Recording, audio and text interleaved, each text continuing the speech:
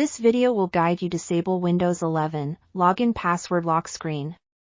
So, let's start it. Right-click the Windows Start menu and select Settings.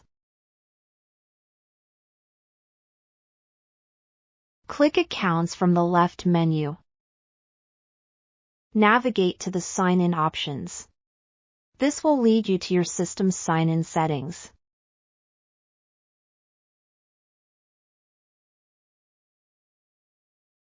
Navigate to the Additional Settings section and look for the that reads, for improved security, only allow Windows Hello blah blah. Turn it off.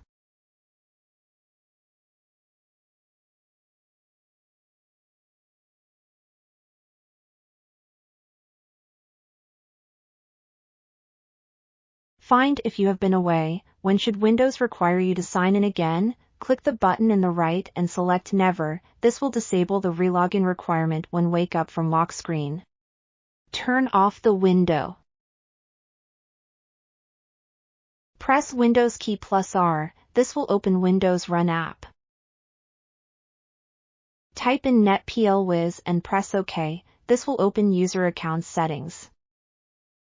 Here, locate the option that says, user must enter a username and password to use this computer, which you'll find below the user icon. Uncheck this box and click Apply. A pop-up window will appear prompting you to input your current password for verification. If you use a Microsoft account, please make sure enter email address into username.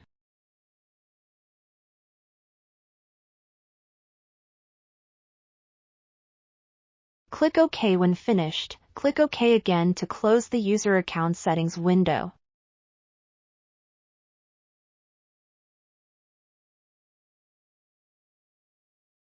Restart computer. Windows 11 login password will be disabled.